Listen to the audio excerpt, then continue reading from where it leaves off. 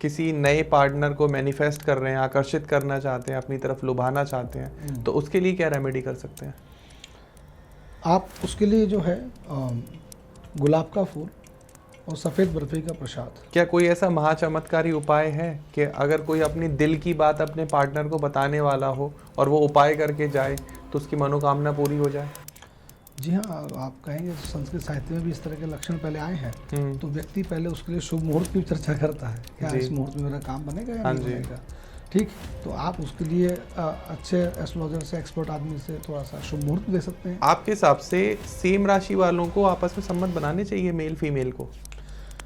इसमें एक राशि की बात ही नहीं है। जब हम लोग गणना करते हैं, तो हम लोग किसी के बारे में चर्चा करते हैं, तो उनका date of birth, time of birth, place of birth देते हैं, उससे उनकी आप कि सबसे बड़ी विवंडना कहूँगा या सबसे वर्स्ट केस क्या देखते हो आज के टाइम में आप रिलेशनशिप में?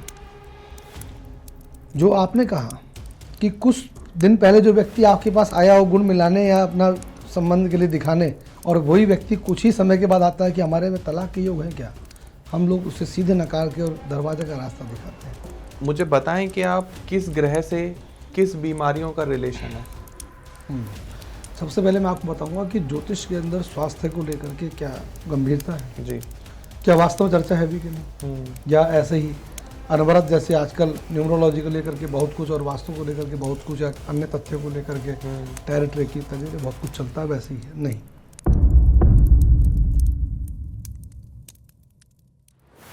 आनंद अंबानी जी, जिनकी हेल्थ को लेके हमेशा चर्चा रहती है, तो उनको क्या रेमेडी सजेस्ट करेंगे आप? उन्होंने तो कितना हेल्थ को कवरेज कर लिया, और वो हेल्थ की रेमेडी ले चुके हैं। उनका बृहस्पति और शुक्र दोनों बहुत स्ट्रांग है।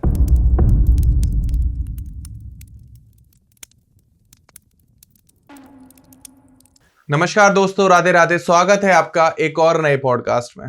तो आज के पॉडकास्ट में हम बात करेंगे रिलेशनशिप के ऊपर। As you all know that कि फैब का मंथ आ रहा है, बहुत सारे नए जोड़े बनेंगे, बहुत सारे के ब्रेकअप्स होंगे, बहुत सारे नए अपना प्यार का इजहार करेंगे। तो किस राशि वालों का, मतलब अगर आपका ज़ोडिएक साइन कौन सा है, तो उसके ऊपर प्रेडिक्शन होगी इस पॉडकास्ट में कि आपको 14 फेब के आसपास अपने प्यार का इजहार करना है या नहीं करना है। मतलब ज्योतिष गणना के अनुसार किन राशि वालों का दिल टूटने वाला है, बेसिक बात इसके बारे में होगी। फिर अगर आगे हम बात करेंगे मेडिकल एस्ट्रोलॉजी को लेके, ये बहुत इंपॉर्टेंट विषय है। इसमें हम बात करेंगे कि किस प्लेनेट से किस बीमारी के बारे में पता लगाया जा सकता है कि अगर आपके प्लेनेट में कोई दोष है, वो पीड़ित है, कोई प्रॉब्लम है, तो आपको किस बीमारी से आप ग्रसित हो सकते हो और उसके उपचार के लिए आपको क्या रेमेडी करनी है। और आखिरी में हम बात करेंगे न्यूमरोलॉजी की कि किस नंबर वालों की क्या ट्रेड्स होते हैं, किस नंबर वाले प्यार में या अपने रिलेशनशिप में बहुत लॉयल होते हैं, कुछ लोग थोड़े से दिक्कत करते हैं, व्यवहार में अग्रेसिव हो जाते हैं, कुछ लोग अपनी बात से मुकर जाते हैं, पलट जाते हैं। तो किस नंबर वालों के क्या ट्रेड्स होते हैं, इस पूरे पॉडकास्ट में हम बात करेंगे। तो बिना किसी देरी के मैं अपने गेस्ट का स्वागत करता हूं, एस्ट्रोलॉजर केवी शर्मा जी का। नमस्कार सर, राधे राधे। नमस्कार, राधे राधे। कैसे हैं आप? एकदम बढ़िया, आनंद। आप सभी लोगों ने हमारा लास्ट पॉडकास्ट देखा होगा वास्तु के ऊपर। हमने वास्तु के ऊपर बहुत गहन पॉडकास्ट बनाया था, तो बहुत डीप में हमने वो एक एक डायरेक्शन के बारे में बात करी थी कि किस तरीके से आप अपने घर का वास्तु भी ठीक कर सकते हो। तो अगर आप लोग वास्तु, एस्ट्रोलॉजी या किस में आप सर्च कर रहे हो कंसल्टेशन, तो आप शर्मा जी से कंसल्ट कर सकते हो। आई नो दैट कि he is the traditional astrologer, not that modern astrologer, he is a traditional. तो आज इस पॉडकास्ट में भी हम ट्रेडिशन के ऊपर ही बात करेंगे, बहुत जेन्युइन बात होगी। आप प्लीज अगर कुछ ऐसा नया हिपोक्रेटिक सर्च कर रहे हो कि कुछ जेनजी जनरेशन के लिए हम कुछ नया बनाने वाले हैं, तो ऐसा बिल्कुल भी नहीं है। बात भले ही न्यूमरोलॉजी की हो, बात भले ही मूलांक की हो, ज़ोडिएक साइन की हो, लेकिन हम अपनी जो मॉडर्न एस्ट्रोलॉजी है उसको पीछे, जो ट्रेडिशनल एस्ट्रोलॉजी, जो पाराशरी ज्योतिष है, उसको जोड़ के ही रखेंगे। तो शर्मा जी, सबसे पहला क्वेश्चन यही है, जैसे हमने अभी दर्शकों को बताया कि फैब का मंथ आ रहा है, तो आपके हिसाब से ज्योतिष गणना के अनुसार किन राशि वालों का भला होगा और किन के थोड़े दिल टूट जाएंगे? वर्ष 2026 में ऐसे भी इस बार जनवरी के अंदर विवाह के कोई मुहूर्त नहीं थे।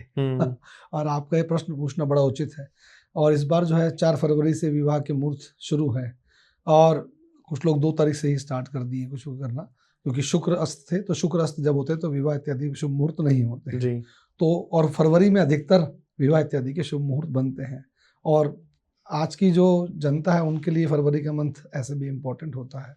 तो लेकिन ज्योतिष जो है वो परंपरावादी और मजबूत संबंध की बात करता है। ऐसा नहीं कि हमारा आज संबंध बना, कुछ दिन चलाया और किसी बात पर हम जरा सा रुष्ट हुए और हमारा संबंध व्यतीत हो गया, ऐसा नहीं।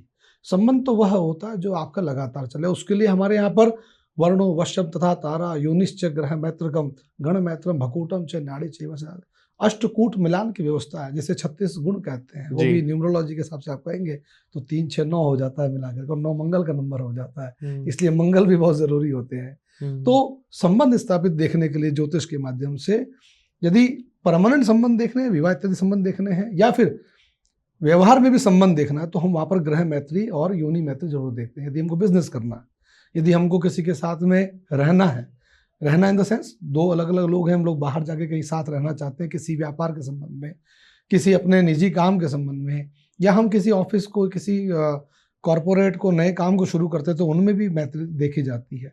लेकिन हाँ, व्यक्तिगत संबंध जो है वो एक जिजीविषा का विषय है, वो मन से स्वतः स्फूर्त होता है, वो हो जाता है जी। उसके लिए कोई मना भी नहीं, रोक नहीं पाता स्वयं को बाद में। तो उसकी भी चर्चा की व्यवस्था ज्योतिष के माध्यम से होती है, लेकिन आनुषांगिक विषयों के साथ में। यानी अगर आपको उसको वास्तव में आप उसको गंभीरता से लेते हैं, तभी उस पर चर्चा का विषय बनता है। तो आपके ज्योतिष के सितारे क्या बोल रहे हैं कि किस राशि में वो प्रवेश कर रहे हैं और किस राशि से निकल रहे हैं, जिससे हमारे दर्शक ये समझ पाएं कि वो प्रपोज करें या ना करें। मकर, कुंभ और सिंह राशि वाले वो अलर्ट रहेंगे, बहुत हिसाब से, बहुत धीरज से रखेंगे। इसमें भी स्पेशली मकर राशि वाले एग्रेशन को बहुत पीछे रखेंगे, और कुंभ राशि वाले चिड़चिड़ापन को दूर रखेंगे। तो उनका संबंध अच्छा चलेगा, और ध्यानपूर्वक अपने संबंध को अगर आप मुखरता से रखते हैं तो आपका काम बनेगा। यदि आप अपने फ्लो में रखेंगे तो संबंध विच्छेद भी हो सकते हैं, संबंध में गंभीरता नहीं रहेगी, इसका ध्यान रखें। और किस राशि वालों के लिए बहुत शुभ है फेब मंथ? मिथुन राशि वालों के लिए और साथ ही साथ वृष राशि वालों के लिए, इनके लिए बड़ा अच्छा संबंध का इस समय जो है योग चलेगा। अगर न चाहते हुए भी जो होता मधुर संबंध स्थापित हो जाना, तो वैसे योग बने हुए हैं। अब पंडित जी ये बताइए कि किस राशि वाले ऐसे होते हैं जो कभी किसी का दिल नहीं तोड़ते? वैसे अगर मैं ज्योतिष के माध्यम से कहूँ तो सभी राशियां अच्छी होती है, सभी राशियां अपने जगह पर सब बुरी भी होती है, वो डिपेंड करता है। लेकिन आपने जो प्रश्न किया उसमें हमारे यहाँ जरूर आता है। तो 3 6 9 12 यदि आप प्रेम संबंध की खास तौर से बात करते हैं, यानी मिथुन, कन्या, धनु और मीन, ये 4 राशियां जो होते हैं, इन संबंधों में जल्दी पड़ती हैं, गंभीरता से रहती हैं और लंबे संबंध चलाती हैं। जबकि मेष, सिंह, मकर, कुंभ, ये राशियां जो हैं वो धीमे संबंध को स्थापित करती हैं, लेकिन मजबूत बनाती हैं और अपना पक्ष हमेशा ऊपर रखती हैं। तो वो सामने वाले के अनुसार नहीं होते हैं, वो अनुसार करने में रहते हैं। यदि आप उनके अनुसार हो गए तो संबंध बढ़िया चलेगा, यदि नहीं हुए तो फिर उनका एग्रेशन का भागी आपको बनना पड़ सकता है। तो मान लीजिए अगर किसी का दिल टूट जाता है 14 फेब वाले दिन, और वो चाहता है कि उसके जीवन में कोई पार्टनर आ जाए, उसकी जो फीलिंग्स है उसको कोई समझे, तो क्या रेमेडी कर सकते हैं लोग? बड़ा अच्छा प्रश्न है। और साथ ही साथ यदि आप पति पत्नी का या घर में और लोग भी हमारे साथ में जो है, सब परिवार में हम लोग रह रहे हैं, अगर अच्छा संबंध स्थापित, कई बार ऐसा होता है कि परिवार में बड़े छोटे हैं, दौरानी जेठानी है या बड़े भाई छोटे भाई हैं, यदि अच्छा संबंध स्थापित करना चाहते हैं तो इस बार 14 फरवरी को बड़ा शुभ योग बना हुआ है, शनि प्रदोष। अच्छा। और उसके अगले दिन महाशिवरात्रि है। इस शुभ योग में खीर बनाएं चावल की, दूध चावल की खीर बनाएं और उसमें केसर जरूर मिलाएं।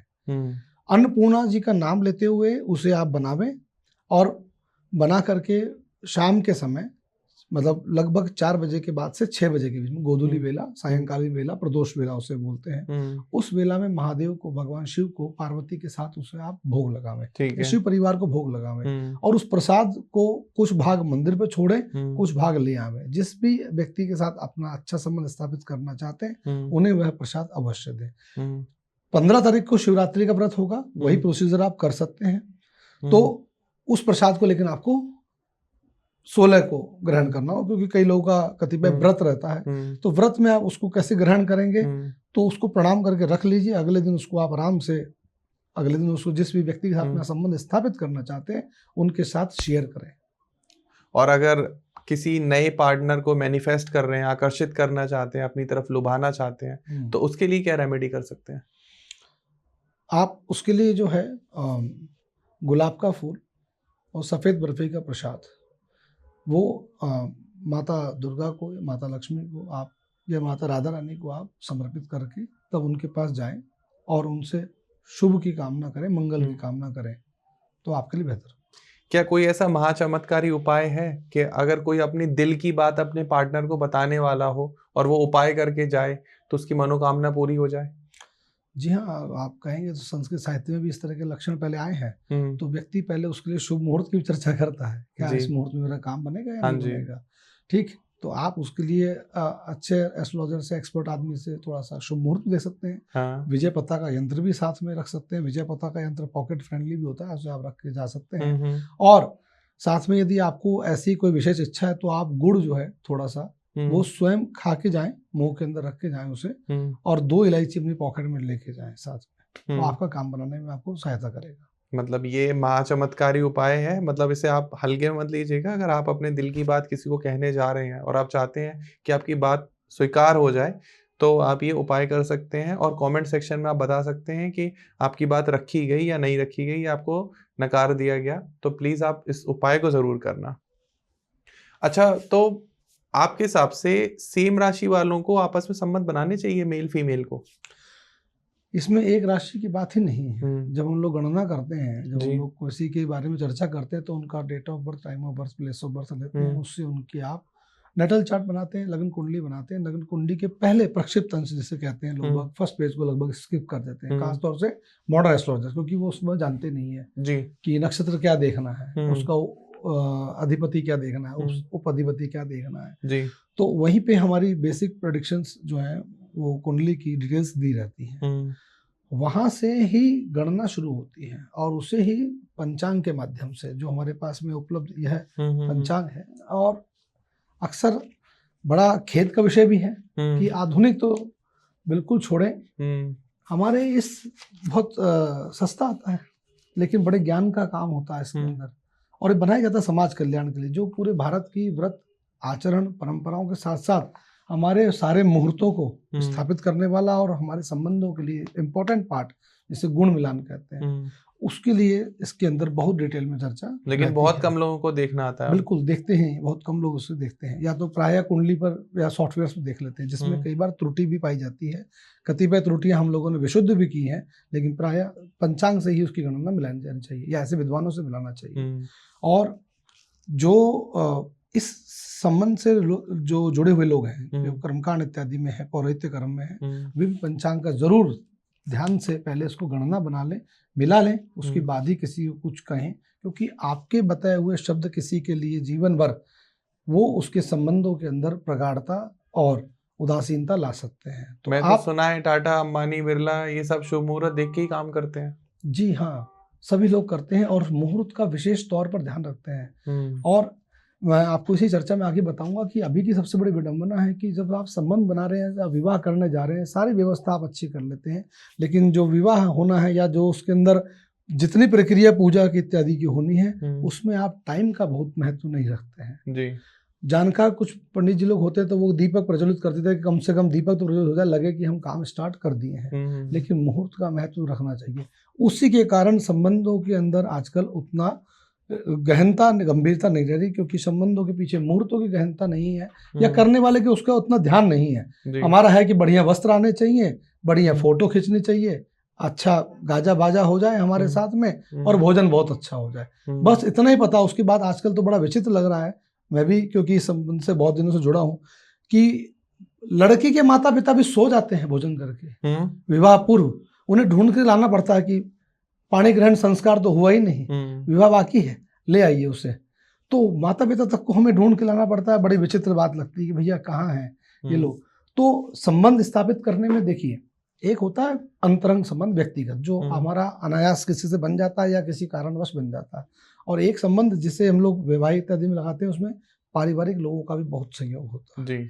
और उनका भी संबंध उस व्यक्ति के साथ देखा जाता है। इसलिए लोग प्रायः कुंडली जब मिलाते हैं तो उसमें 3 क्रम होते हैं। पहला गुण मिलान करना, गुण मिलान करने के बाद ही पहले फोटो इत्यादि आती थी। तो व्यक्ति आप समझ लीजिए कि भाई पहले आप फोटो देख लें, परिचित हो जाए, परिवार देख लें, तब आगे चर्चा कीजिए और उसमें गुण मिला लीजिए। यदि गुण मिलता तब आप आगे बात कीजिए, अन्यथा चर्चा ही मत कीजिए। तो गुण में है कि अहिंदु गुणा, यानी 36 में से अहि का अर्थ है सर्प, सर्प का अर्थ है 8, और इंदु मतलब होता है चंद्रमा, चंद्रमा होता है 1, और अंक का नाम वामतो गति। ज्योतिष के अंदर अंक उल्टे चलते हैं, शास्त्रों के अंदर यानी जो लिखा जाता है उसे उल्टे क्रम में लिखा जाता है। 9 से शुरू करते हैं? नहीं, उल्टा है, 9 से 1 नहीं लिखना है, नहीं जिससे हम 18 लिखना है तो 1 और 8 नहीं लिखा जाता, पहले 8 और 1 लिखा जाता है। अच्छा, ये महत्वपूर्ण बात है।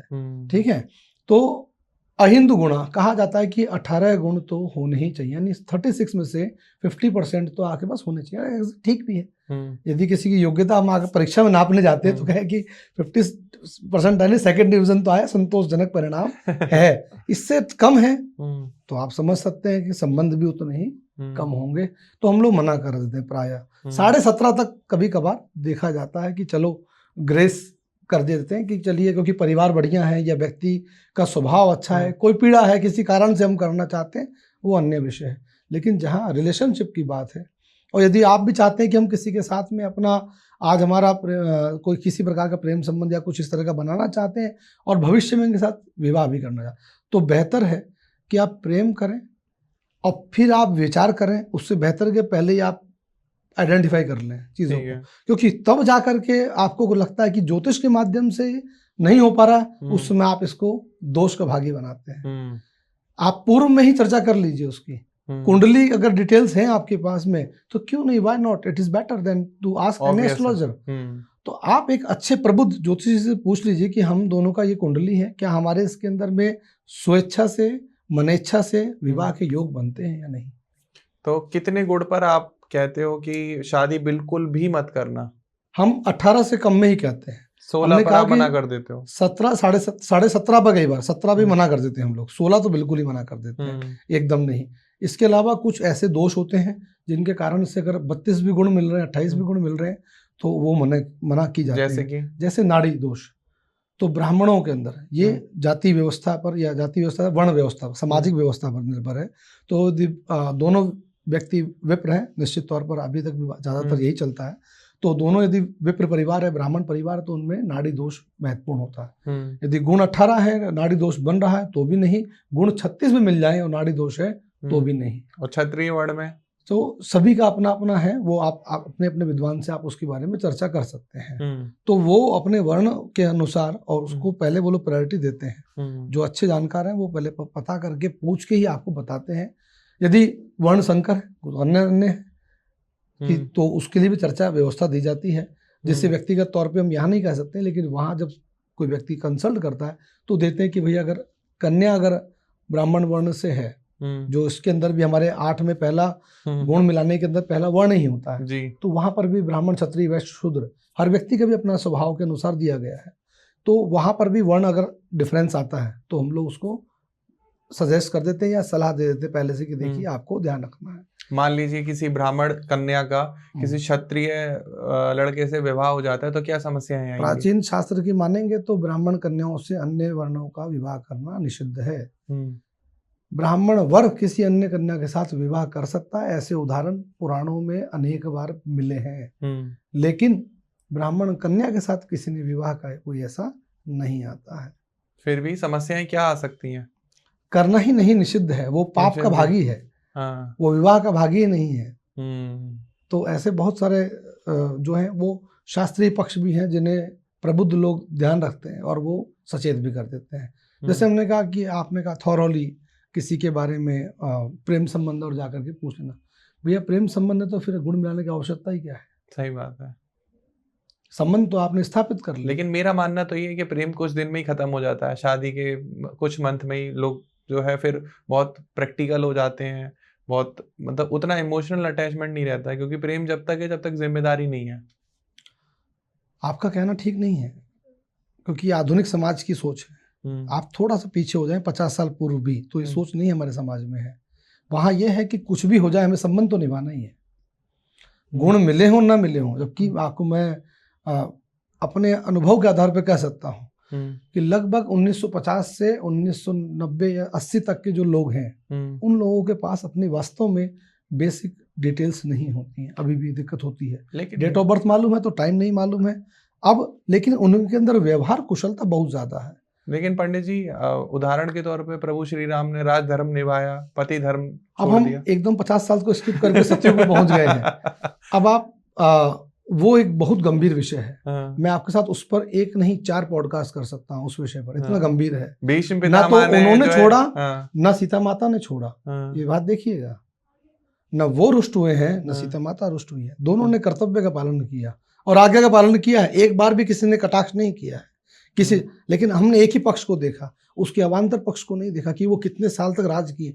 10,000 वर्ष तक दोनों राजा रानी का धर्म निभाए हैं। वो एक समाज को दिखाने के लिए प्रभु ऐसे कुछ उदाहरण रखते हैं कि इससे वर्स्ट केस क्या हो सकता है लाइफ में, इससे वर्स्ट कठिनाई क्या हो सकती है कि आपको स्वयं ही अपनी पत्नी को छोड़ना पड़े किसी के कहने पर। और आज जो लोग जरा सी बात पे अपने ही परिवारजन के कहने पर छोड़ देते हैं, उसके लिए क्या कहेंगे? सही बात, सत्य है। उनसे तो ठीक है और संबंध भी स्थापित रखे। कम से कम कटु संबंध से बेहतर है आपने किसी को संदेश के रूप में भिजवा दिया, चाहे यज्ञ हो, हवन हो, पैतृक कार्य हो, पितरी को कुछ करना हो, या कहीं तीर्थ में जाना हो, कुछ करना हो, यानी घूमने के लिए भी एक सहयोगी चाहिए। अच्छा, एक आखिरी क्वेश्चन रिलेशनशिप के ऊपर कि सबसे बड़ी विवंडना कहूंगा या सबसे वर्स्ट केस क्या देखते हो आज के टाइम में आप रिलेशनशिप में? जो आपने कहा कि कुछ दिन पहले जो व्यक्ति आपके पास आया हो गुण मिलाने या अपना संबंध के लिए दिखाने, और वही व्यक्ति कुछ ही समय के बाद आता है कि हमारे में तलाक के योग है क्या, हम लोग उससे सीधे नकार के और दरवाजे का रास्ता दिखाते हैं। ज्योतिष में संबंध स्थापित करने की बात है, विच्छेद करने का कोई व्यवस्था नहीं है। ठीक है। विच्छेद करना न करना आपकी व्यवहार कुशलता पर निर्भर करता है, जो हमने आपको पहले भी कहा। उसके और भी मायने हो सकते थे, पूर्व में भी रहे हैं, संसार में ऐसे अनेक उदाहरण हैं।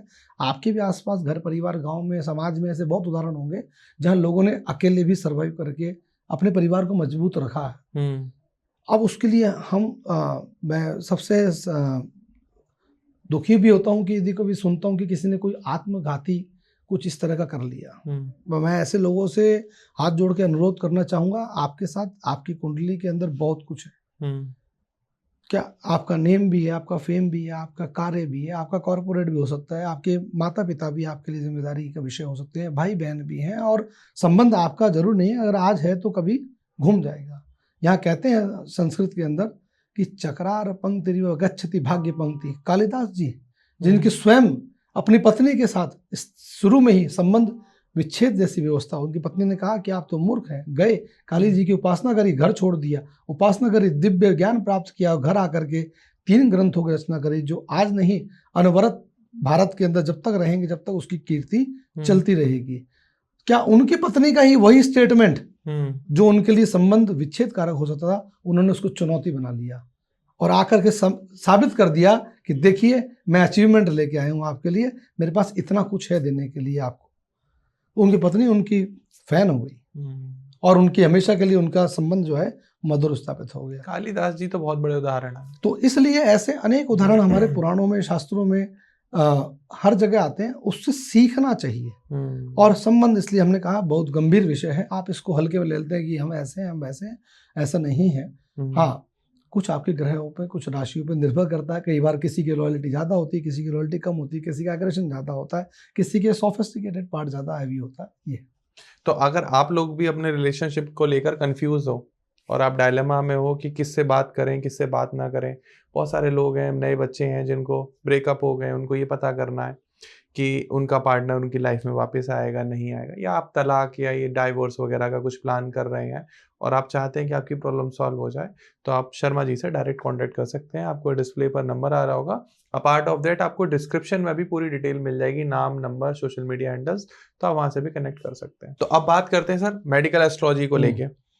तो मुझे बताएं कि आप किस ग्रह से किस बीमारियों का रिलेशन है? सबसे पहले मैं आपको बताऊंगा कि ज्योतिष के अंदर स्वास्थ्य को लेकर के क्या गंभीरता है जी, क्या वास्तव में चर्चा है भी कि नहीं, या ऐसे ही अनवरत, जैसे आजकल न्यूमरोलॉजी को लेकर के बहुत कुछ और वास्तु को लेकर के बहुत कुछ, अन्य तथ्यों को लेकर के टेरिटरी की इत्यादि बहुत कुछ चलता है, वैसे ही है नहीं। ज्योतिष में फलित ज्योतिष का जब चर्चा आती है और फलित ज्योतिष की जब बात करते हैं, तो जैसे ही ग्रह राशि का नाम और उनकी चर्चा पढ़ के आगे बढ़ते हैं हम लोग, तो पहला ही विषय आता है प्रथम भाव का। कुंडली का फर्स्ट हाउस का मतलब ही है हेल्थ। तो शरीर वर्ण चिन्ह आयुर्वयोर्मानम सुखा सुखम, पहला ही भाव जो है वो आपका शरीर का द्योतक है, वो आपके वर्ण का द्योतक है। एक अच्छा एस्ट्रोलॉजर कुंडली जब किसी की बनाता है बिना व्यक्ति को देखे, तो उसके बारे में एक आमूल चूल उसकी स्ट्रक्चर खड़ी कर देता है कि आपकी फिजिक कैसी होगी। You are tall, you are average in height, you are lean and thin, you are puffy, आप कैसे हैं, किस तरह का शरीर का स्ट्रक्चर है आपका। और इसके बाद जब हम आगे बढ़ते हैं तो आपका कलर में भी जब जाते हैं तो स्पेशली आपका जो आपका आउटर ड्रॉ है कि आप सुंदर दिख रहे हैं, आप सामान्य दिख रहे हैं, या आपका कृशांग है, आप पतले दुबले रहेंगे, कौन सा अंग आपका मजबूत होगा, कौन सा अंग कमजोर होगा, इन्हें 12 भावों से 12 कुंडलियों से हमारे आचार्यों ने बहुत मंझे हुए तरीके से बताया। और ये हर ग्रंथ का प्रथम विषय रहता है।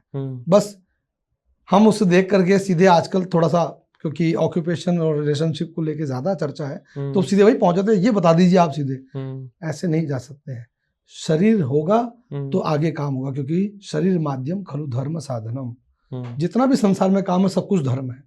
पढ़ना भी धर्म है, विद्यार्थी भी धर्म है, कमाना भी धर्म है, और बुढ़ापा भी धर्म है। लेकिन शरीर होगा तब तो कुछ आगे होगा। सही बात है। तो शरीर को देखना बहुत जरूरी है। तो सिर्फ शरीर की बनावट ही नहीं, उसकी संरचना ही नहीं, उस शरीर का संगठन के साथ साथ कितना आपके लिए वह स्वस्थ रहेगा, या स्वस्थ नहीं रहेगा तो किस समय नहीं रहेगा, और होगा तो किस संबंधित विकार आपको हो सकते हैं। तो वहां पर दो तरह चर्चा है, एक रोग एक विकार।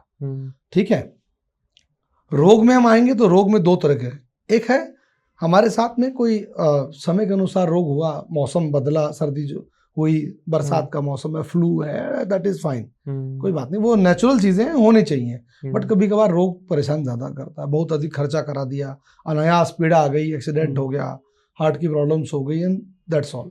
तो ब्रेन से लेकर, यानी आप कह सकते हैं मस्तक से लेकर नख रोग तक, पैर के नाखून तक के रोग की वर्णन ज्योतिष में है। यदि आप चाहें, को ज्योतिषी चाहे तो आपको इंडिकेट कर देता है। और मैं ये मानता हूँ, ठीक है, एक बार आप वैज्ञानिक पक्ष से सोचिए, जिस प्रकार से आप रिपोर्ट्स कराते हैं, जांच कराते हैं, नाना प्रकार की डॉक्टरों के पास जाकर के चर्चा करते हैं, बहुत अच्छी बात है, करनी भी चाहिए हेल्थ के बारे में।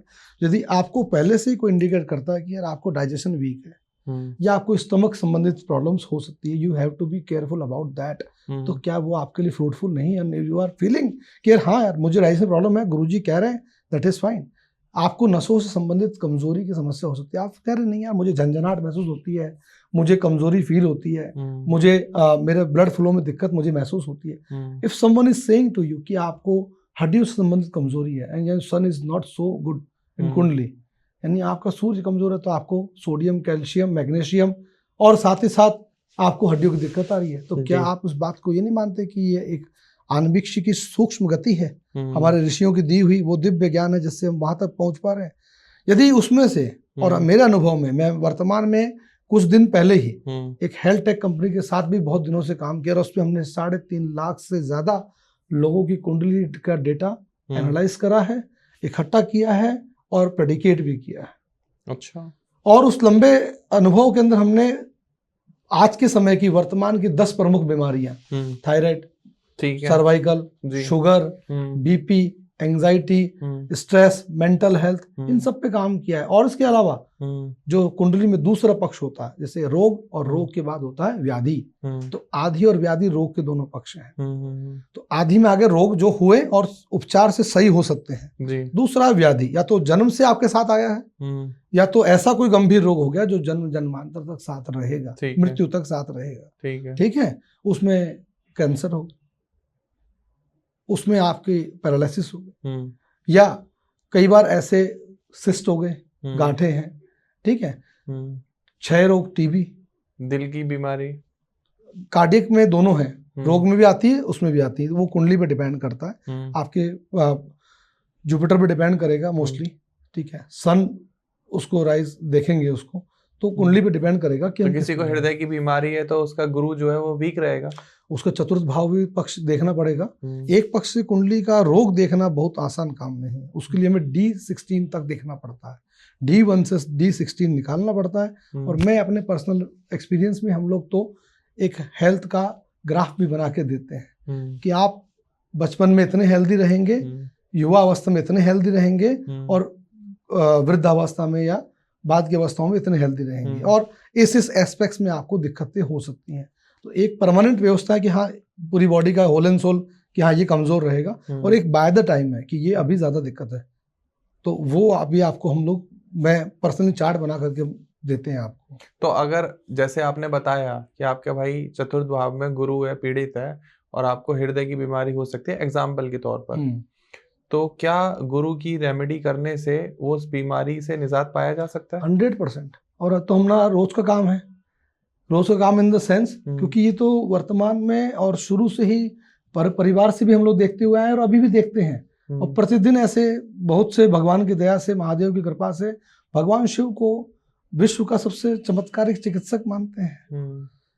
और बृहस्पति चौथे में नहीं, बृहस्पति यदि अष्टम में, द्वादश में है तो सबसे ज्यादा दिक्कत करते हैं। यदि राहु के साथ बैठे चांडाल योग बना लेते हैं तो बहुत दिक्कत करते हैं। यदि सन और बृहस्पति की, जुपिटर की युतियां बन जाती हैं तो बड़ी दिक्कतें होती हैं। क्या दिक्कतें आती हैं? यही हार्ट की, कार्डियक डिजीज की, और साथ ही साथ संतान के ऊपर हमने बहुत काम किए हैं।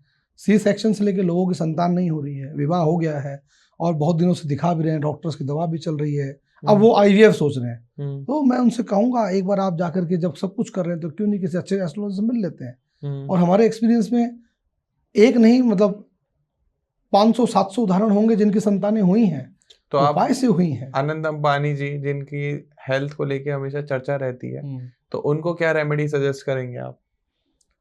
उन्होंने तो कितना हेल्थ को कवरेज कर लिया और वो हेल्थ की रेमेडी ले चुके हैं। उनका बृहस्पति और शुक्र दोनों बहुत स्ट्रांग है, तो इसलिए वो बहुत पफी थे और बहुत वेट था बॉडी के अंदर में, और अब बहुत हेल्दी हैं वो। तो साथ की जो रेमेडीज है, उन लोगों की जो रेमेडी है ना, वो वर्ष पर्यंत चलती है। गोयनका जी हों, अंबानी जी हों, अडानी जी हों, ये लोग वर्ष पर्यंत ऐसे ऐसे काम कराते रहते हैं जिसके बारे में व्यक्ति को पता भी नहीं चलता कि इनके माध्यम से कहाँ कहाँ क्या क्या चल रहा है। इतने भंडारे, इतने दान, इतने प्रकार के मंदिरों के अंदर आभूषण की व्यवस्था, हम लोग तो साधारण उपाय करते हैं। और ये कपड़े में डाल करके इतना दे दिया, तांबे का वस्त्र भी किसी को पात्र दे तो लोग सोचते रहे बड़ा गंभीर खर्चा हो गया। वहां तो सीधे दिव्य मोती इत्यादि जो है सीधे वो भिजवा देते हैं कि ठाकुर जी की सेवा में समर्पित है। हाँ, तो ये बात थी मेडिकल एस्ट्रोलॉजी को लेके। तो अगर हम पर्टिकुलर दोस्तों बात करना चाहें कि किस ग्रह से किस रेमेडी का या किस बीमारी का रिलेशन है, उसके लिए मतलब D16 तक चार्ट देखा जाता है, जैसे शर्मा जी बता रहे हैं। तो ज़रूरी है कि आप डायरेक्ट कंसल्ट करें। अगर आप हृदय, कैंसर, किसी भी क्रोनिक डिजीज़, आपको थायराइड है, BP है, शुगर है, कोई भी लाइफ स्टाइल डिजीज़ है, तो आप बात कर सकते हैं। आप अगर डॉक्टर की दवाई ले रहे हैं बहुत लंबे समय से और आप चाहते हैं कि आपकी दवाई जल्दी छूट जाए, तो आपको ज़रूरी है कि आप किसी अच्छे एस्ट्रोलॉजर से कंसल्ट करें। राइट, ठीक है। तो आप शर्मा जी से भी कांटेक्ट कर सकते हैं। तो अभी मैं आपसे ये जानने की कोशिश करूंगा कि किस ग्रह से किस बीमारी का रिलेशन है। जैसे हमारे 9 ग्रह हैं, तो उन ग्रहों से किस बीमारी से व्यक्ति ग्रसित हो सकता है? तो सूर्य से हम लोग शिरो रोग देखते हैं, यानी सिर से संबंधित रोग, यानी सिर में आपका ब्रेन भी आ गया, इसलिए सूर्य को हमारे शरीर की भी ऊर्जा का कारक माना जाता है। सूर्य पीड़ित होगा तो सर में दिक्कत आएगी, निश्चित रूप से आएगी। माइग्रेन होगा, हेडेक होगा, आपको बहुत जल्दी क्रोध आएगा, आप बैलेंस नहीं कर पाएंगे खुद को, आप कॉन्फिडेंस नहीं ला पाएंगे, आपको फियर होगा, अनायास जो होता ना घबराहट, कंपन, इस तरह की दिक्कतें होंगी, और पैरालिसिस समस्या होने की भी संभावनाएं होती हैं। क्या रेमेडी है सूर्य के लिए? सूर्य भगवान की सबसे अच्छी रेमेडी है, प्रातः काल उठिए। और सूर्य कमजोर होने का सबसे लक्षण है कि व्यक्ति प्रातः काल नहीं उठता है। ये ऑटोमेटिकली सिम्टम है जो आप अपने आप चेक कर सकते हैं अपने पास भी। यदि आपको जल्दी उठने की हैबिट नहीं, आपको जल्दी उठने से फियर होता है, आपको सन को देखने के अंदर आंखों के अंदर बहुत चुभन महसूस होती है, दूर से ही शरीर के अंदर खुजली होती है, तो इसका मतलब समझिएगा सूर्य कमजोर है। तो सूर्य भगवान के ग्रहों का जप करावें। भगवान सूर्य को प्रतिदिन तांबे के लोटे से रोली डाल करके लाल पुष्प के साथ में जल अर्पित करें। और जल अर्पित करते समय विशेष ध्यान रखें 2 बात का। पहली बात की, सूर्योदय के समय लगभग आधा घंटा पूर्व पश्चात में ही आप जल समर्पित भगवान की अर्चना करें।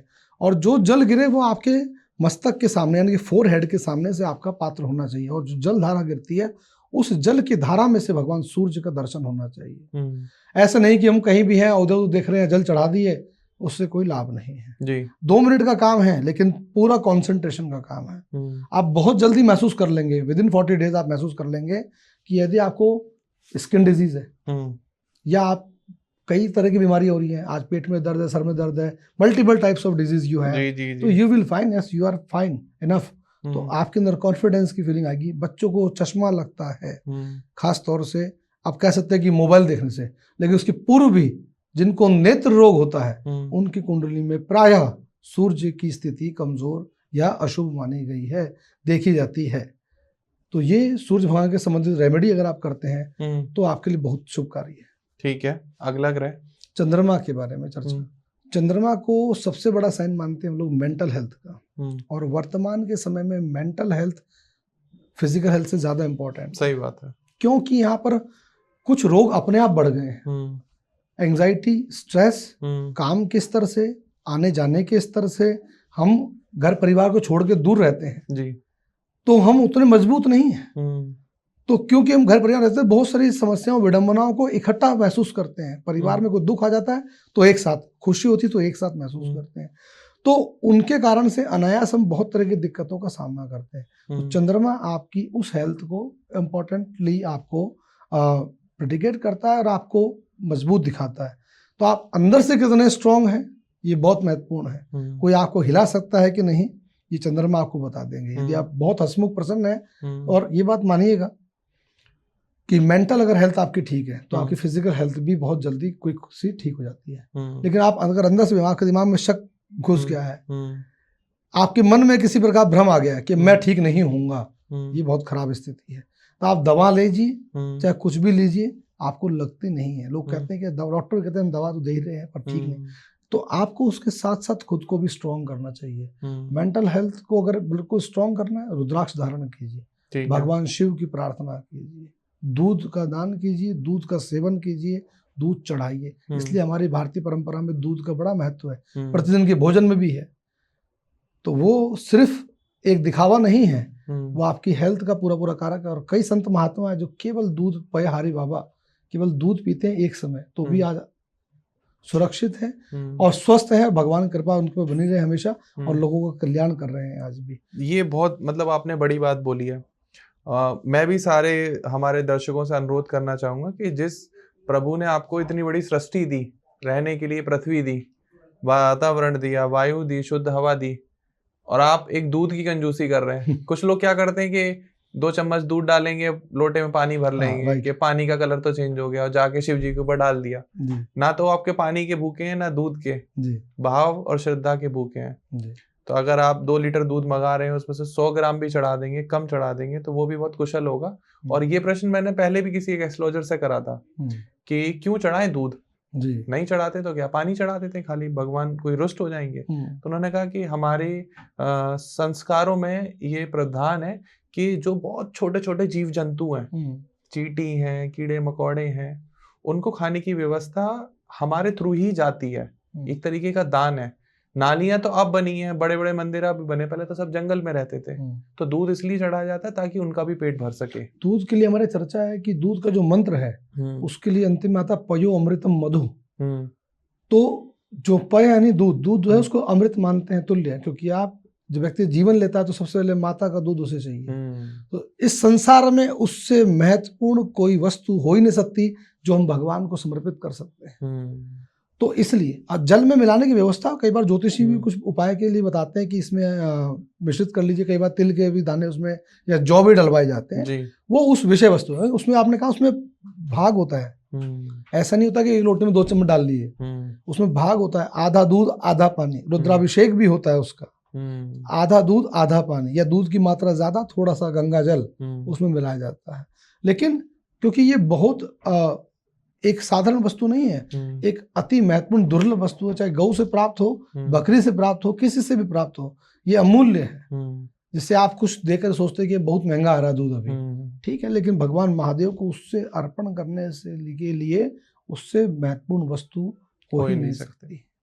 ठीक है, तो अब अगले ग्रह की तरफ बढ़ते हैं हम लोग, मंगल की चर्चा करते हैं। मंगल को हम लोग सामान्य तौर पर देखते हैं कि अग्रेशन का कारक है। जी नहीं, अगर रोग में हम आते हैं तो सिस्ट, बोन से रिलेटेड समस्याएं, ठीक और है, खास तौर से चोट चपेट, एक्सीडेंट हो जाना, ठीक है। अनायास चोट लग जाना, अनायास ऐसी चोट लग गई कि अब आपको लंबी बीमारी हो गई, आप बेड पे हो गए। खास तौर से स्लिप डिस्क, बैकबोन की प्रॉब्लम, बोन मैरो की प्रॉब्लम, आरबीसी की कमी और डब्ल्यूबीसी की अधिकता, जो बॉडी की आपकी इम्यून को कम करता है। तो मंगल आपकी इम्यूनिटी का कारक भी होता है, और चंद्रमा और मंगल ही दोनों मिलकर शरीर में रक्त की संचार को बढ़ाते भी हैं और बनाते भी हैं। मान लीजिए किसी की कुंडली में मांगलिक दोष है, तो क्या मंगल वीक माना जाएगा? नहीं नहीं नहीं नहीं नहीं नहीं नहीं, गलत मत जाइएगा कभी। संसार में ऐसा भ्रम होता है बहुत बार। मांगलिक दोष सिर्फ इसके पहले जो चर्चा हमने रिलेशनशिप की थी उसी के लिए वो महत्वपूर्ण है, और वो भी 4 तरह से देखा जाता है। तो मांगलिक दोष सेपरेट पार्ट है, वो भी कुंडली मिलाने का, मैच मेकिंग का और संबंध स्थापित करने का। मांगलिक दोष से कभी भी आप मंगल की ये गंभीर विषय वस्तु को मत लीजिएगा। ये सब तब होता है जब कोई ग्रह वक्री है, कोई ग्रह सबसे ज्यादा होता है कि निम्न है, यानी अपनी नीच स्थिति में है, या फिर वह किसी अन्य ग्रह के, पापक ग्रह के साथ में युति कर रहा है, और ऐसे खराब स्थान पे युति कर रहा है जो आपकी इम्यूनिटी को इम्पैक्ट करता है। और सबसे ज्यादा मैंने कोविड में देखा है सर, खुद ने पर्सनली 300 से ज्यादा कुंडलियों को रिसर्च करके रखा हुआ है, और उसमें हमारे परिवार के जन भी थे जिन्हें कोविड हुआ है, जो कोविड से ठीक हुए हैं, और वो भी लोग देखे हैं जो अचानक कोविड से दिवंगत भी हो गए। हमने उनमें भी मंगल का बहुत गंभीर रोल देखा है। आपकी मार्केश की दशा की तरह काम करता है मंगल, इतना सामान्य नहीं है जी। अगली चर्चा बुध की जी।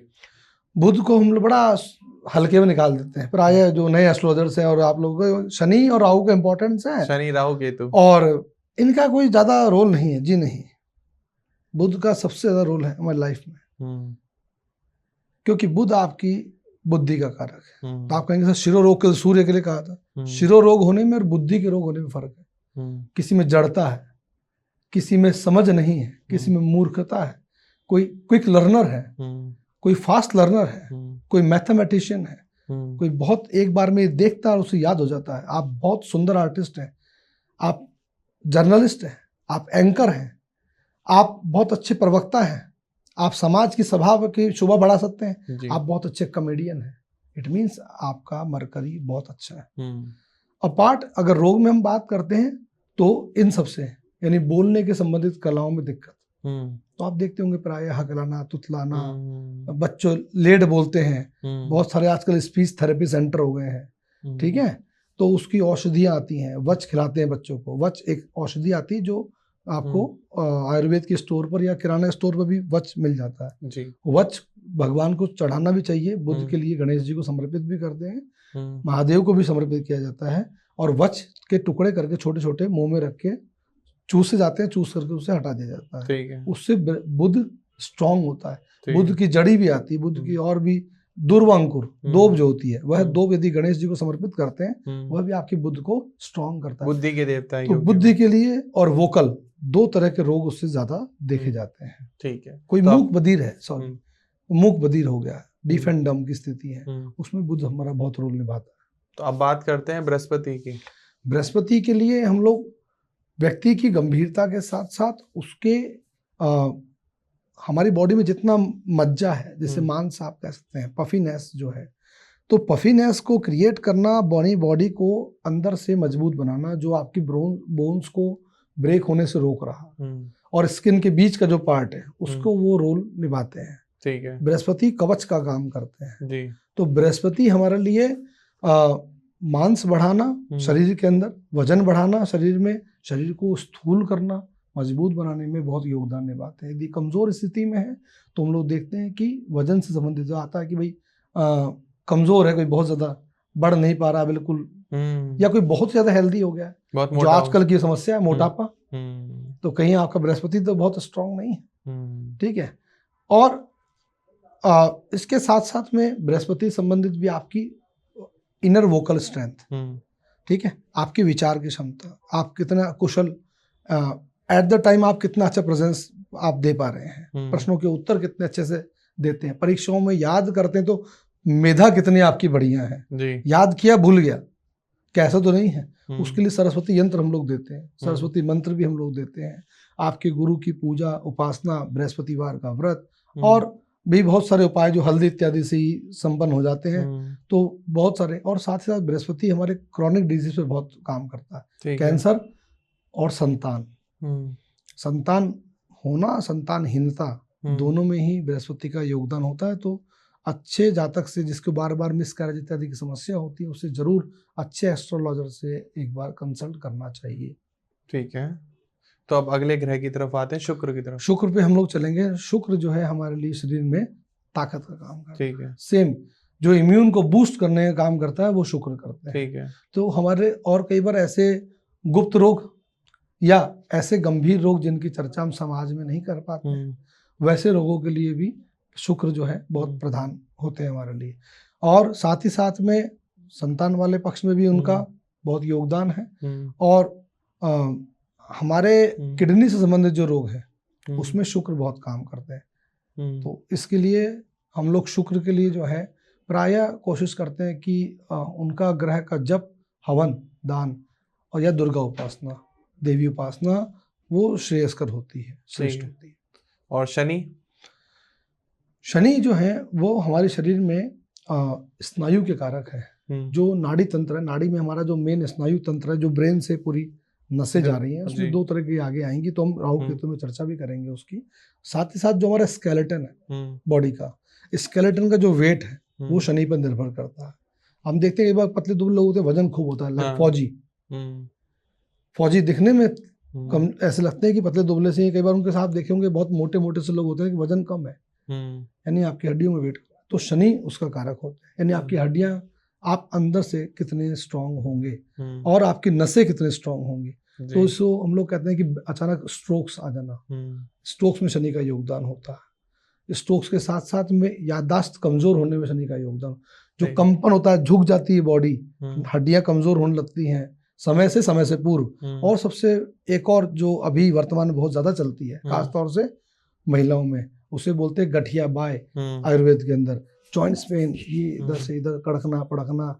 और घुटने, अगर आपके घुटने कमजोर हैं तो आपका शनि कमजोर है या प्रभावित कर रहा है आपको, आप उनके प्रति ध्यान देंगे, शनि आपको रोग से मुक्त करने में जल्दी काम करते हैं। महादेव की उपासना, तेल का दान, सप्त धान्य का दान, वजन के अनुसार दान करना, धान्य का, गरीबों को डालना, गरीबों के लिए कुछ अन्न की उपलब्धता कराना, बड़े बड़े मंदिर इत्यादि के अंदर जहाँ भंडारा वगैरह चलता है वहां पर भी आप समर्पित कर सकते हैं जी। वो शनि आपका प्रभावित कर सकता है, आपको अच्छा कर सकता है, रोग से मुक्ति दिलाने में सहायता कर सकता है। ठीक है। अब राहु और केतु दोनों की हम राहु को लेंगे। राहु जो है शनि के जस्ट उपांग की तरह काम करते हैं, यानी हमने कहा आपको पहले कि आर्टिलरी, जितनी भी हमारे जॉइंट्स हैं, जॉइंट्स में जो खाली स्थान है जहाँ से कई बार हमको टक टक की आवाज आती है, उसको बहुत प्रभावित करता है। राहु हमको माइग्रेन में बहुत प्रभावित करता है। राहु हमको जिसे कहते हैं गंदगी से रोग हो जाना, हम नहीं नहा रहे हैं, कोई व्यक्ति जानबूझ के ऐसा कर रहा है, पता है कि हमें गंदा इसमें करेंगे तो लगेगा हमको, फंगल इन्फेक्शन, स्किन डिजीज, इसमें बहुत काम होता है राहु का। नाखून के इन्फेक्शन हो जाना, तो ये राहु प्रभावित करते हैं आपको। ठीक है। और इनके लिए उपाय के लिए आपको सबसे श्रेयस्कर है कि आप भैरव मंदिर में दर्शन पूजन करते रहें, लाजावर्त धारण करें, या कि आप गोमेद को भी पहन सकते हैं, जैसा आपको आपके ज्योतिषी सलाह दे वैसा ही। सीधे मत पहन लीजिए किसी रत्न को और उपरत्न को डायरेक्ट यूज नहीं कर। कई बार ऐसा भी होता है कि हम लोग ध्यान नहीं दिए और दो विपरीत रत्न हमने पहन लिए। कुछ ज्योतिषी बता भी देते हैं, पुखराज भी पहन लीजिए, पन्ना भी पहन लीजिए, संभव नहीं है। एक हाथ में दोनों हम लोग नहीं बताते हैं प्रायः। अच्छे पारंपरिक विद्वान कभी नहीं कहते हैं कि आप एक साथ दोनों पहन लीजिए। आपने माणक भी पहना है और आप नीलम भी पहन लीजिए, नहीं।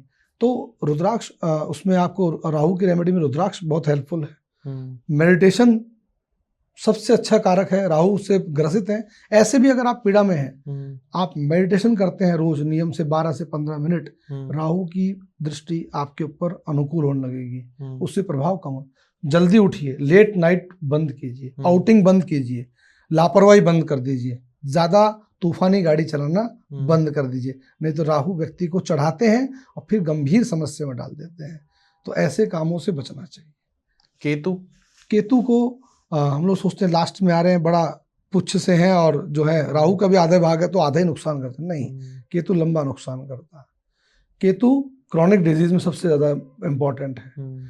कैंसर, डायलिसिस, लीवर की बीमारियां और साथ ही साथ में हमारे मनोरोग पर, ठीक है, मेंटल हेल्थ पर केतु का बहुत अधिकार होता है, ठीक है।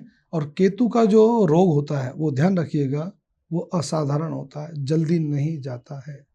तो केतु के रोग से जल्दी जाना हो तो हनुमान जी को गदा समर्पित करना, किसी दुर्गा मंदिर में किसी प्रकार के आयुध जो मंदिरों में लगे होते हैं, या झंडा लगाना, किसी कोई मंदिर बन रहा है वहाँ मौका मिल जाए तो आप झंडा समर्पित करा दी कि ये मेरी तरफ से रहेगा, या उसकी बार बार बदलना, अपने घर पर भी आप उसको लगाते ही हैं, झंडे को लगाना चाहिए।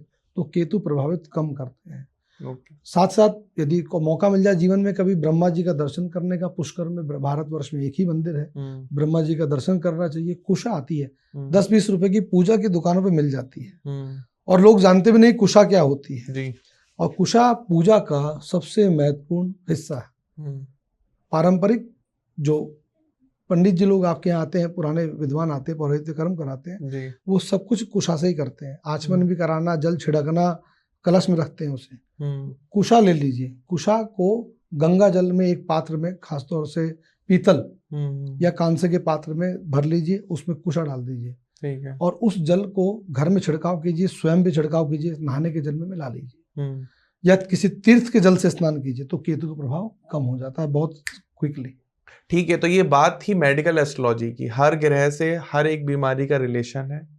हो सकता है कि आप इस पॉइंट से रिलेट कर पा रहे होंगे, जैसे बहुत लोगों को पता होगा कि उनका कौन सा ग्रह पीड़ित है तो उससे रिलेटेड उनको कौन सी बीमारी हो रही है। लेकिन डरने की बिल्कुल भी ज़रूरत नहीं है। हर बीमारी का, हर समस्या का एक समाधान है और उसके लिए बस आपको एक कंसल्टेशन बुक करनी है। ज़्यादा कुछ दिमाग नहीं लगाना है। स्क्रीन पर नंबर आ रहा है, आपको रेमेडीज़ आपकी कुंडली के चार्ट के एनालिसिस करने के बाद दे दी जाएंगी, तो आप संपर्क कर सकते हैं। तो अब हम बात करते हैं न्यूमरोलॉजी को लेके कि 1 से 9 नंबर तक कि ये लोग किस तरीके के होते हैं, इनके ट्रेड्स क्या होते हैं। और आजकल नई यूथ, नई जनरेशन बड़ा पसंद कर रही है न्यूमरोलॉजी को। तो शर्मा जी आप बताएं कि 1 नंबर वाले लोग कैसे होते हैं। 1 नंबर वाले जो लोग हैं वो कॉन्फिडेंट होते हैं, सभा में, समाज में मुखरता से अपनी बात को रखते हैं। कई बार रिजिड भी हो जाते हैं अपनी बातों को लेकर के, लेकिन बहुत लॉयल होते हैं और सही बातों पर ही अपना पक्ष रखते हैं। गलत बात बिल्कुल बर्दाश्त नहीं करते हैं, उसके लिए भले ही उन्हें जो करना पड़े। 2 नंबर वालों के क्या ट्रेड्स होते हैं। 2 नंबर वाले भी 1 नंबर वाले तरह ही प्रतिभावान होते हैं, लेकिन अपनी बात को थोड़ा सा सॉफ्ट तरीके से रखते हैं। ठीक उसी प्रकार से सभा पंडित होते हैं, सभा पंडित भी होते हैं, यानी कहीं जाएंगे तो अपनी बात को कह करके आएंगे, अपना काम दक्षता से करा के आते हैं। और खास तौर से यदि वे लोग टीवी इत्यादि से जुड़े हुए हैं तो समझिए कि उनका कोई मुकाबला नहीं है, बहुत अच्छी प्रतिभाएं होती हैं उनके अंदर में जी। 3 नंबर वाले लोग कैसे होते हैं। 3 नंबर वाले जो लोग हैं उनके लिए थोड़ा सा यहाँ बदलाव आता है, जो ज्योतिष से एक अलग अपना अंतर रखता है। और हमें विडंबना इस बात की है कि इसका कोई तथ्य नहीं है, तो ये आधारहीन भी है। आधारहीन इसलिए है क्योंकि इसका कोई मजबूत आधार प्राप्त नहीं होता, कोई प्रमाण नहीं मिलता, लेकिन हाँ पारंपरिक रूप से जो चल रहा है तो उसमें ये लोग उसको कहते हैं कि बृहस्पति का नंबर है, ठीक है। और हमारे अनुसार में ये 3 नंबर जो है ये आपका कम्युनिकेशन का नंबर है। तो अच्छा विचार का व्यक्ति ही अच्छा कम्युनिकेशन संवाद कर सकता है, और अगर संवाद मजबूत है तो आप अपने काम भी अच्छे से करवा सकते हैं। तो अपने काम करवाने में निष्ठ होते हैं और जिससे सलाह देते हैं उसका काम पक्का बढ़िया कर ही देते हैं, बहुत अच्छे सलाहकार होते हैं। 4 नंबर वालों के बारे में क्या कहेंगे आप। 4 नंबर वालों के लिए जो है मैं मानता हूं कि फैबुलस होते हैं, अच्छी चीजें पसंद करते हैं, अच्छी चीजों पर खर्च करते हैं, अपने अनुसार रहते हैं, माय लाइफ माय रूल्स, इस तरह के होते हैं। इसमें कोई दिक्कत नहीं है। आप कहें कि राहु को लेकर के, तो क्या राहु खराब थोड़ी है, सही बात है। आप कहेंगे स्ट्रगलिंग है, नहीं, बहुत इजी है। उसका वे अपना होता है, वो उस दिशा में काम करेंगे। अगर राहु अगर किसी का मूलांक 4 है तो आप देख सकते हैं उस व्यक्ति के अंदर में खोजबीन करने की, चीज़ों को ढूंढने की, उसके मूल तक पहुंचने की, क्या प्रॉब्लम है वो उसे आइडेंटिफाई करके उसे तुरंत समस्या को समाधान की तरफ ले जाते हैं। समस्या बड़ा, हाँ, यदि उनके साथ कोई समस्या क्रिएट करता है देन वो अपना भूलते नहीं है, वो आपसे अपना समय पर ले लेते हैं। बहुत साइंटिफिक लोग होते हैं। बिल्कुल। तो 5 नंबर वालों के क्या ट्रेड्स होते हैं। बहुत गणित में दक्ष होते हैं और बहुत हंसमुख मिजाज के होते हैं। लोग कहते हैं भाई 5 नंबर वाले जो हैं इनको थोड़ा सा इसी तरह से ले लेते हैं हल्के में। ऐसा नहीं है, क्योंकि वो जितने हंसमुख होते हैं तो आपके व्यवहार को भी उतना ही अनुकूल देखना चाहते हैं। अगर आप व्यवहार में अनुकूलता नहीं रखते हैं तो फिर वो प्रतिकूल व्यवहार भी प्रदर्शित करते हैं, तो वो आपको अच्छा नहीं लगता कि तो इस तरह से हमसे व्यवहार कर रहे हैं। 6 नंबर वाले आपके हिसाब से कैसे रहेंगे? वो अगर आप रिलेशनशिप की बात करें तो बहुत लॉयल होते हैं। यदि आप अच्छे संवाद वाहक की बात करें तो बहुत अच्छे होते हैं। उनके आइडियाज भी बहुत काम आते हैं, लेकिन अधिक खर्चा बहुत करते हैं, एक्स्ट्रावेगेंट होते हैं, और एक्स्ट्रावेगेंट होने में कभी कभी अपने मित्रों का सहयोग भी ले लेते हैं, तो खर्चा कराने में बहुत आगे होते हैं। 7 नंबर वाले व्यक्ति कैसे रहते हैं? 7 नंबर वाले व्यक्ति जो है तटस्थ होते हैं, अपने निर्णय के पक्के माने जाते हैं, और जो ठान लेते हैं उसे करके बैठते हैं, क्योंकि केतु का नंबर है, उसमें जिद आती नहीं, और आ जाती तो कोई उसे हिला सकता नहीं। ठीक है। और साथ ही साथ 7 नंबर वाले व्यक्ति जो होते हैं वो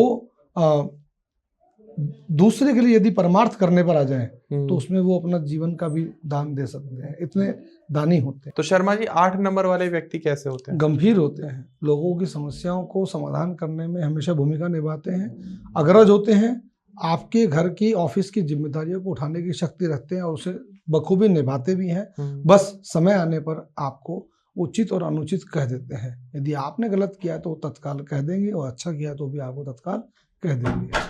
9 नंबर वाले व्यक्ति कैसे होते हैं? 9 नंबर वाले जो लोग हैं वो सद्य काम करने वाले होते हैं। सद्य मतलब तत्काल काम करने वाले होते हैं। वो बहुत समय नहीं लगाते हैं, योजनाएं नहीं बनाते हैं, फास्ट होते हैं। उन्हें जैसा कहें वैसा काम कर देते हैं। क्विक लर्नर होते हैं, फास्ट होते हैं, और बहुत अच्छे स्पोर्ट्समैन होते हैं। तो यदि कोई स्पोर्ट्समैन है तो आप चेक कर सकते हैं, उसमें बहुतों का नंबर आपको 9 से रिलेटेड मिलेगा। तो जैसे अभी फेब मंथ आ ही रहा है, तो क्या आप बताना चाहेंगे कि किस नंबर वाले सबसे ज्यादा रिलेशनशिप में लॉयल रहते हैं? जी हाँ, इस महीने के अनुसार अगर हम लोग चर्चा करें तो नंबर 6 और नंबर 2 ये लोग बहुत ज़्यादा लॉयल दिखेंगे इस समय। अपने संबंधों को लेकर के बहुत एग्रेसिव रहेंगे, और उसे चाहेंगे किसी तरह से ये हमारा संबंध बन जाए, और बन गया है तो मजबूत हो जाए। किस नंबर वालों को आप सलाह देंगे कि आप तो रिलेशनशिप में पड़ना ही मत?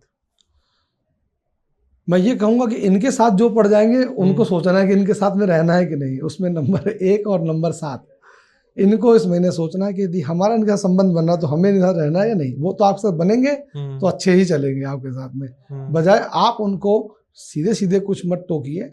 उन्हें आप यदि कुछ घुमा फिरा के कह सकते तो बात कह दीजिए। बिल्कुल। तो दोस्तों ये चर्चा थी न्यूमरोलॉजी की, मेडिकल एस्ट्रोलॉजी की, रिलेशनशिप की।